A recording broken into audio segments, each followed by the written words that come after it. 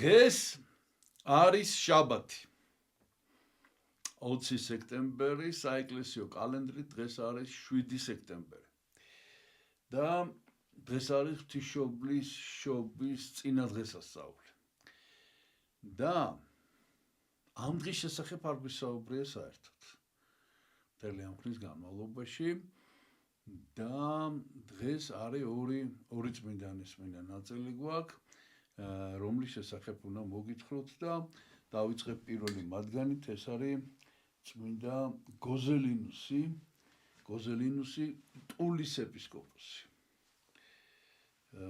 ტული არის ქალაქი ეს არის საფრანგეთში მეორტ მოზელის დეპარტამენტი ლოტარინგიაში ანუ წმინდა გოზელინუსი იყო ლოტარინგიის ფაქტიურად ლოტარინგიის ეპისკოპოსი ეს ტული არის მეცი ქალაქი მეცი არის და ნანსი აი ამათ შორის არის და მდინარე მოზელი არის მდინარე და აი მდინარე მოზელის ნაპირზე არის მოკლედ გაშენებული ეს ქალაქი ტული ისტორიული ქალაქი და წმინდა გოზელინუსის შესახებ არსებობს მე-12 საუკუნეში დაწერილი თვითონ მე-11 საუკუნე აფროსწორედ 962 წელს გარდაიცვალა მე-10 საუკუნის წმინდანია და არსებობს ცხოვრება აღწერილი ეს არის საქმენი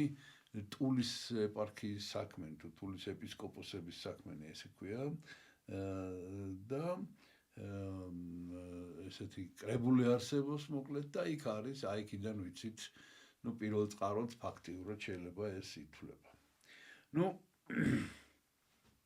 კიდევ ერთი დიდი პიროვნება უნდა გაგაცნოთ რომელმაც ძალიან ბევრი იღვაწა თავისი ეს არის მისი მთავარი დამსახურება რომ თავისი ეპარქიისთვის იღვაწა ძალიან ბევრი თავიდან კეთილ ესე იგი მორწმუნე და წარჩინებულ ოჯახში დაიბადა მაგრამ იგი იყო უბრალოდ რომ დაიწყო თავისი ცხოვრება იგი იყო ჰქონდა კარგი განათლება მაგრამ ჰქონდა საიურიდიული განათლება და იყო ნოტარიუსი ქალაქის ნოტარიუსი იყო ლოტარინგიაში თანდათანობით მოგიყვებით ამ ეპოქაზე თუმცა გვისაუბრია კიდევაც თვითონ ამ ეპოქის ესე იგი შესახებ ეს არის ჰენრიხ პირველის გერმანიის მეფის და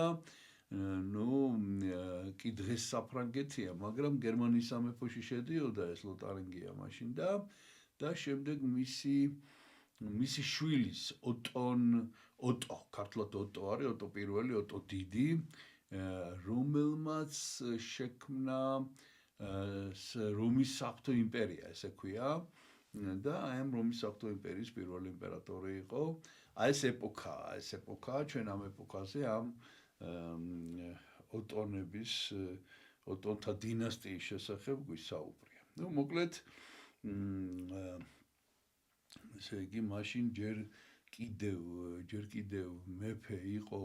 იმ მხარეში კარლოს მესამე მარტივი ესე ეძახიან მარტივი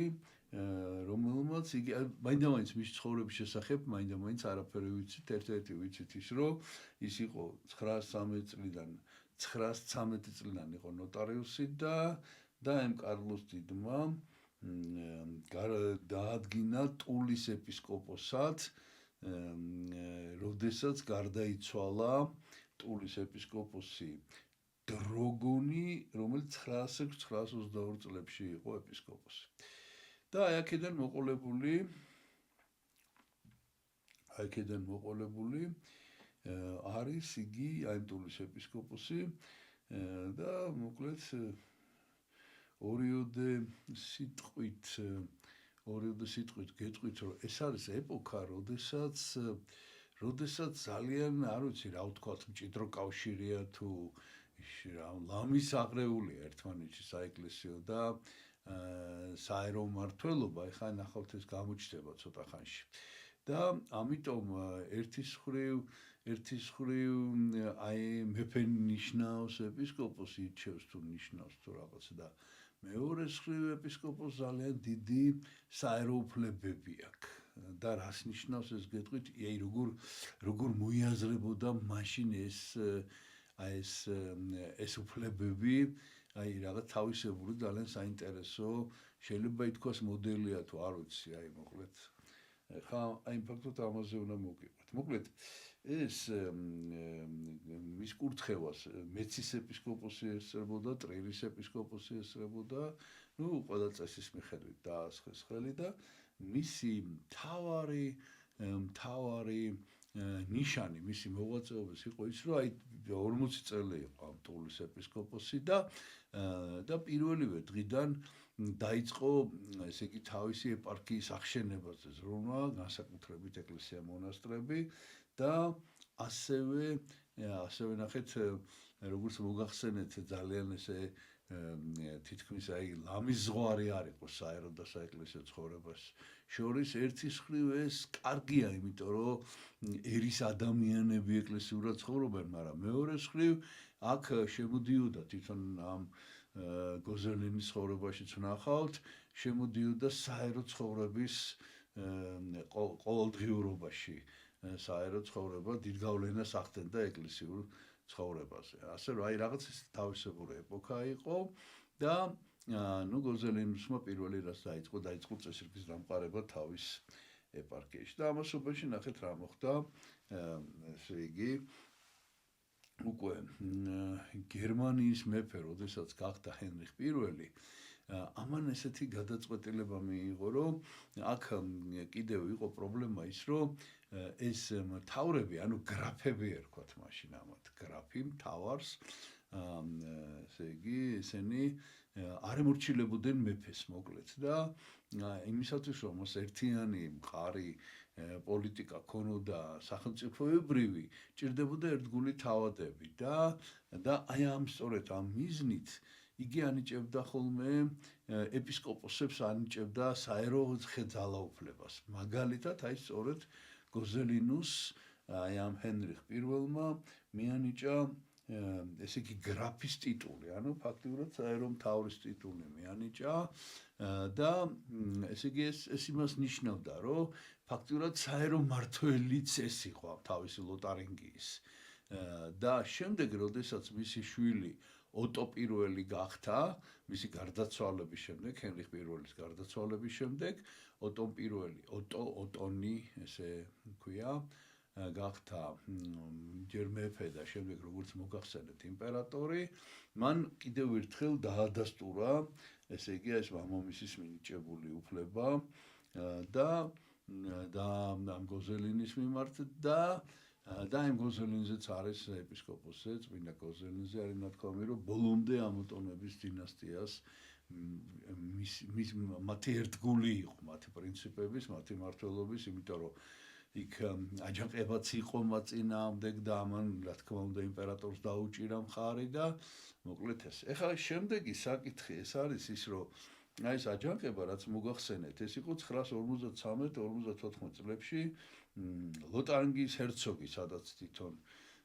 გოზელინუსი იყო აუჯანყდა მეფეს და ამან მეფის თუ იმპერატორის პოზიცია დაიჭირა მაგრამ აქ რაღაცა ძალიან უცნაური რაღაცა მოხდა. აი ეს ლოტარინგიის ჰერცოგმა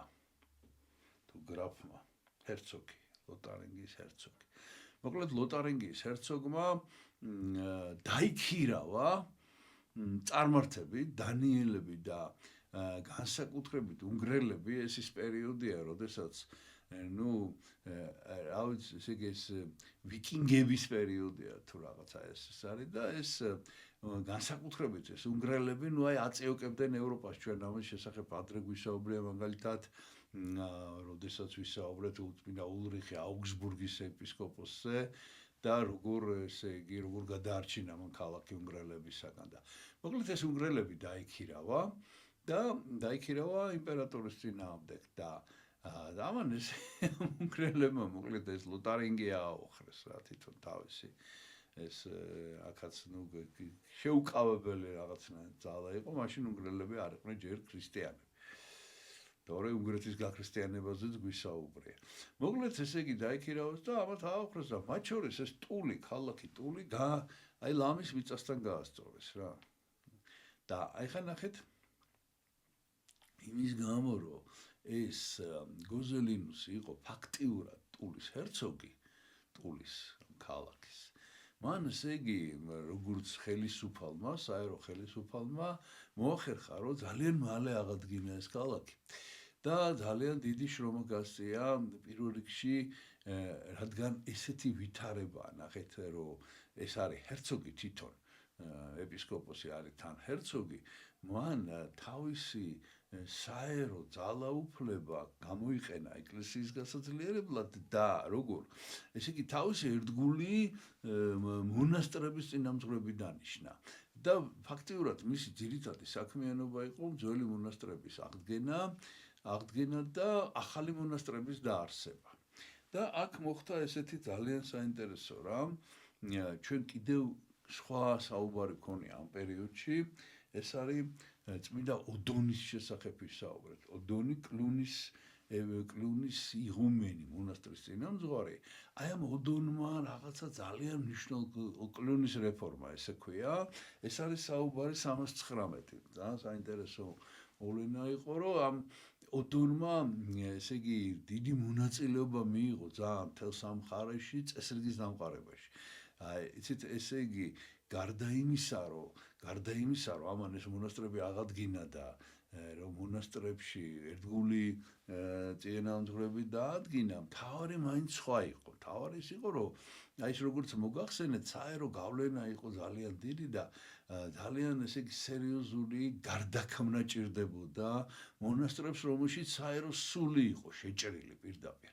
აი ეს გააკეთა ოდონმა, აი ამ კლუნის იღუმენმა, მან ესე იგი ძალიან კარგად შეისწავლა და გაითავისა წმინდა ბენედიქტე ნურსიელის, ეს ახლა ცოტა ადრე იყო, რა თქმა უნდა, მაგრამ ბენედიქტეს ტიპიკონი თუ ბენედიქტეს წესდება საეკლესიო სამონასტრო ცხოვრების, რომელიც სხვათა შორის დღესაც ძალიან მოქმედებს და ძალიან მნიშვნელოვანია ბენედიქტური მონასტრები. აი როგორც კი მონასტერზე არის, რომ ეს არის ბენედიქტური მონასტერი, ანუ ბენედიქტეს წესის მიხედვით ძალიან ახლოს დგას ესე იგი თავისი წყობით ყოველ შემთხვევაში მართლმადიდებელ ეკლესიის ესე იგი აი ესეც სამონასტრო ჩვენც რამდენიმენაირი ტიპიკონი გვაქვს და ბენედიქტე ეს იყო ფაქტიურად დასავლეთ სამყაროში აღმოსავლური ბერმონაზნობის დამკვიდრების რაღაცა აი თავკაცი თუ მოკლედ აი საფუძველი რა, მოკლედ აი ბენედიქტესთან არის დაკავშირებული და აი ეს ბენედიქტეს წესი ფაქტიურად აღმოსავლური ბერმონაზნობის წესი შემოიტანა აი ამ ოდონმა კლუნის იღუმენმა და დაიწყო ფაქტიურად აი ამ რეფორმის გატარება და მას ხელი შეეწყო და აი სწორედ ერთ-ერთი ვინც ძალიან შეუწყო ხელი იყო გოზელინუსი, ჩვენი დღევანდელი წმინდანი, რომელიც ჩავიდა სპეციალურად 30-იან წლებში, ჩავიდა გაიცნო ეს ოდონი და ესე იგი ცხოვრა ცოტა ხანი წარმოიდგინეთ ამ მონასტრებში და შემდეგ ეს წესი გადმოიტანა უკვე ლოტარინგიაში, ჩამოიყვანა რამდენიმე ესე იგი წინამძღვარი, მაგალითად წმინდა აფრა ამ აფრაზე გვისაუბრია ჩვენ, როდესაც სწორედ ულრიხი აუგსბურგის ეპისკოპოსზე ვისაუბრეთ, როგორ გადაარჩინა უნგრელებისგან ქალაქი და წმინდა აფრას დახმარებით, რომელიც მანამდე იყო წმინდანი კიდე, მასზეც ვისაუბრია და წმინდა აფრას მონასტერი იყო, წმინდა აფრას მონასტერი, სადაც ჩამოიყვანა არხიმბალდი, ესე იგი, რომელმაც ძალიან კარგად იცოდა იქ რო იყო ჩასული, აი ამ წმინდა ოდონთან, იქიდან წამოიყვანა ეს არხიმბალდი და დანიშნა აი ამ აფრას მონასტრის წინამძღვრად, მამათა მონასტრის აფრა კი წმინდა ქალბატონი იყო, წმინდა ქალი იყო და ეს მამათა მონასტერი იყო და აი ამ აფრას სახელობით და დანიშნა ეს წინამძღვარი არხიმბალდი და ასევე ესე იგი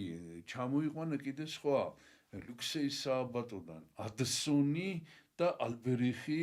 აპოლინარიუსის რეიმსიდან ჩამოიყვანა ესენი განათლებული განათლებული ძალიან ნასწავლი იმ დროისათვის ბერები იყვნენ და ამათ ესენი დაასახლა სწორედ ამ აფრას მონასტერში, ეს იყო მისი ფაქტიურად რეფორმა. და ამის გამო ესე იგი ყველაფერი გააკეთა, შეუწყო ხელი, რომ განათლების ცენტრი გამختارიყო ეს აფრას მონასტერი. მე აღარ ჩამოვთვლი ყველა იმ მონასტერს,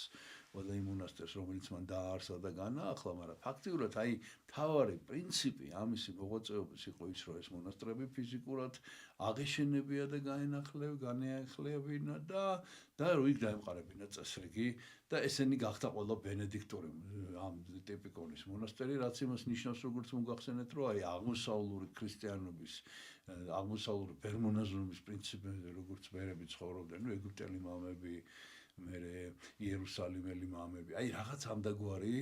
მოკლედ დაინერგა აქა და ფაქტიურად ამითი მან წამოაყენა, ესე იგი ეს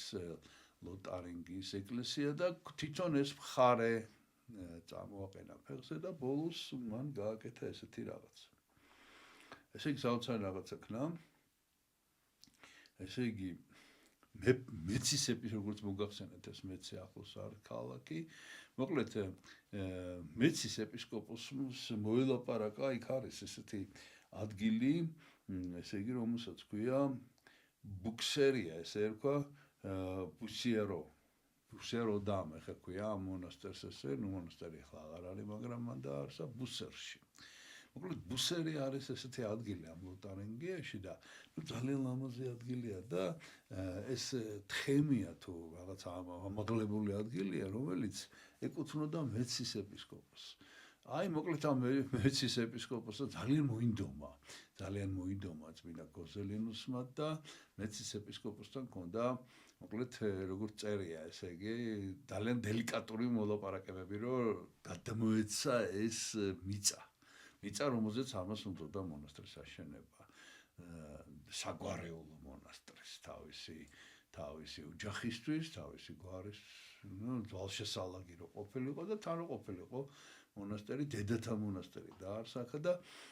საოცარი რაღაცა ხა ეს ძალიან ეს ხა რასაც გეტყვით, ეს არ არის ჩვეულებრივი და სწორი თითქოს არც არის, ხა გაცვლა არ შეიძლება, ხო, სიწმინდეების მიწაში, მაგრამ აი რაღაცნაირად მოილაპარაკეს და ამან ეჩუქა და სამაგიეროდ ამან ეჩუქა უდიდესი სიწმინდე ამ მეცის ეპისკოპოსს, ეს იყო პეტრე მოციქულის კვერთხი. პეტრე მოციქულის კვერთხი, რომელიც წმინდა მანსუის გადასცა თვითონ პეტრე მოციქულმა, ხა ამ წმინდა მანსუიზე ვეღარ ჩაუღრმავდებით უბრალოდ. ხო და ესეთი კვერთხი ინახებოდა და მოკლედ ეს კვერთხი გადასცა მეცის ეპისკოპოსს სანაცვლოდ. პირველი წინამძღვარი იყო ვერდენი არის კიდე ადგილი, ამ ჰუმბერტის მეცის ეპისკოპოსის აღზრდილი იყო ესა განდეგილი ქალი იყო და ეს განდეგილი ჩამოეყვანა და დაადგინა აი ესეთი ურთიერთობები იყო, წარმოიდგინეთ, თვითონ მეცის ეპისკოპოსის აღზრდილი და მოკლედ ეს ქალი დაადგინა წინამძღვრად და აი ძალიან ძლიერი მონასტერი იყო, რომელიც აი ავადსახსენებელი ფრანგული რევოლუციამდე არსებობდა ეს მონასტერი. და რო გარდაიცვალა თვითონ გოზელინუსი აქ ამ მონასტერში საკურთხეველთან დაკრძალეს და მისი წმინდა ნაწილები და ასევე კიდე შემორჩენილია დღემდე სხვათა შორის რამდენიმე წმინდა ნივთი, რომელსაც ის იყენებდა, ეს არის ბარძიმი, ეს არის ფეშხუმი, ეს არის სახარება და ეს არის კიდე წინამძღვრის ბეჭედი, ეპისკოპოსის ბეჭედი, რომელსაც ის ატარებდა და კიდევ ეს ვერ გავიგე, კარგად ვეღარ მოვავითავი, რაღაც ღვთისმსახურებაში სავარცხელზეა ლაპარაკი, იყენებდნენ სპილოსulis, რაში რაღაცა რიტუალური იყო და მოკლედ ეს ხუთი ნივთი არის შემორჩენილი და როგორც მოგახსენეთ ესე იგი ეს 1887 წლამდე და ბოლო წინამძღვარი ვინც იყო ამ მონასტრის, ესე იგი, მადამ დე მესე ესე ერქვა. აი ამ ქალბატონმა იღუმენიამ გადააბრძანა ამის ვინა ნაწილები ნანსიში, იმიტომ რომ უხსოვსწორედ ლუქსემბურგში სანამ მერესიც ამ რევოლუციის დროს ესეც მოკლედ ჩამოართვეს ეს უფლებები და ბოლოს საბოლოო ჯამში 1803 წელს ეს სიწმინდები ნანსიში მოხდა და გამდე ესე იგი აი აქ ინახება უბრალოდ გონი ხა თორცდები ამ კათედრალში გადმოიტანეს ტულის კათედრალში ეხლა იქ არის მისი თავის ქალა და მისი წმინდა ნაწილები და ეს ნივთებიც ეხლა ამ ნივთებს გაჩვენებთ და კიდე მე რაღაცა უნდა გითხრათ აი ეს არის თვითონ აი ეს ფოტო აი ეს არის ფოტო ამ ბარძიმ ფეშხუმის აი ესე გამოიყურება რომელსაც ის ხმარობდა და ეს არის სქემა შედგენილი არის 1860 წელს ამუხაზა ერთ-ერთმა აი ესე ნუ ფოტო ესეთია რა მოკლედ თუმცა ეს გავს ერთმანეთს ხო და ბოლოს უნდა გითხრათ კიდე საინტერესო ამბავი მისი დახასიათება არის შემორჩენილი მისი დახასიათება ესე იგი ეს იყო რომ ძალიან როგორი ადამიანი იყო ეს ძალიან კეთილგანწყობილი ძალიან საინტერესო რაღაცა უნდა გითხრათ ესე იგი და ძალიან კეთილგანწყობილი ადამიანი იყო არჩეულებრივი ესე იგი უნარი ჰქონდა პირდაპირ რიტორიკული ნიჭი ჰქონდა და ძალიან კარგი მოლაპარაკე იყო და ესეთი რამ არის რომ მიუხედავად იმისა რომ მან ამდენი მონასტრების დაარსა მამათა მონასტრები განსაკუთრებულ ხაზგასმულია ოღონდ ესეთი რამ წერია რომ განსაკუთრებული ინტერესი და განსაკუთრებული მას ურთიერთობა ჰქონდა ქალებთან და კულტურულ ღონისძიებებთან ერთი სიტყვა არის ნახმარი ეს ინტერესი ახასიანად აი კარგად ვერ გადმოვთარგმნე იქიდან ზუსტად რას უნდა ნიშნავდეს ვერ ხვდები მაგრამ ქალების და კულტურული ღონისძიებების მიმართ ჰქონდა ლტოლვა რაღაც ამდაგვარი წერია მის ცხოვრებაში ხო და როგორ ჩანს ეს პერიოდია და ნახეთ რა არის კიდე ნათქვამი რომ ესე იგი მის გარშემო ის ძალიან ესე იგი ძალიან უხვი იყო ესე რომ ვთქვა და ხშირად დაუცარიელებია საეპისკოპოსო ხაზინა დაუცარიელებია რისთვის იცით კულტურული ღონისძიებების ჩასატარებლად იზიდავდა იწევდა მის გარშემო ძალიან ბევრი ცხოვრობდა მაშინდელი გამოჩენილი არ ვიცი ეს კულტურა რას ნიშნავს ალბათ ხატრობას ესე იგი არ არის დაკონკრეტებული ძალიან მოკლე ცნობები გვაქვს მის შესახებ მაგრამ აი ამ კულტურული ესე იგი ჯერ საგანმანათლებლო და მეორე აი ხელოვნების განვითარებას უწყობდა ხელს აი წმინდა გოზელინუსი და მის გარშემო ცხოვრობდნენ აი მაშინდელი ცნობილი ხელოვნები ალბათ ესე ხელოვანი და მათ შორის როგორც ჩანს ქალბატონებიც იქნებოდნენ ალბათ და მომღერლები, რა ვიცი, ყველაფერი სავარაუდოდ რა, მოკლედ და აი ამითი არის შესული ისტორიაში, რომ მან ფაქტიურად სულიერი და კულტურული თვალსაზრისით აღორძინა პირდაპირ შეიძლება ითქვას ეს ქალაქის ტულის. ეხლა მე ვერ გეტყვით, რომ ეს არის მისი ოქროს ხანა და ოქროს ეპოქა, ეს სიტყვა არსად არ არის ნახმარი, მაგრამ აი მის დროს მოკლედ ეს მხარე აღორძინდა. ეს არის მისი მთავარი დამსახურება და ბოლოს უნდა გაჩვენოთ ეს არის დანგრეული რაღაცა დაინგრა მე აღარ აი საფრანგეთის რევოლუციამ შეიწირა უკაცრავად აი ესე საფრანგეთის რევოლუციამ შეიწირა და ესე იგი აი ეს არის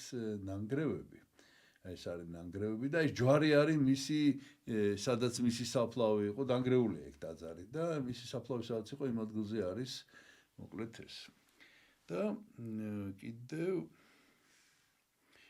კიდევ გაგვაჩნია აი ტულის ტაძარში კათედრალში არის ესეთი ერთადერთი გამოსახულება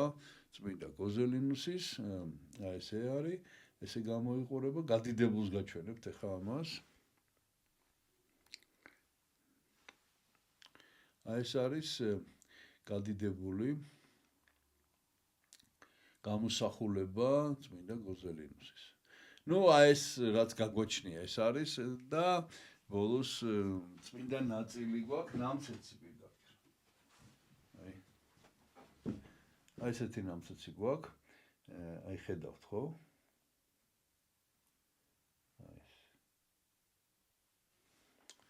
აი შეგვიწიოს წმინდა გოზელინუსის მარტი. მე კი გადავდივარ ახლა შემდეგ წმინდანზე. რომელზეც ფაქტიურად ეს არის წმინდა პამფილე, კაპუის ეპისკოპოსი, რომლის შესახებაც თითქმის არაფერი არ ვიცით რა, უბრალოდ ის ვიცით რომ არსებობდა და ის რომ მე-11 საუკუნეზე ადრე იყო,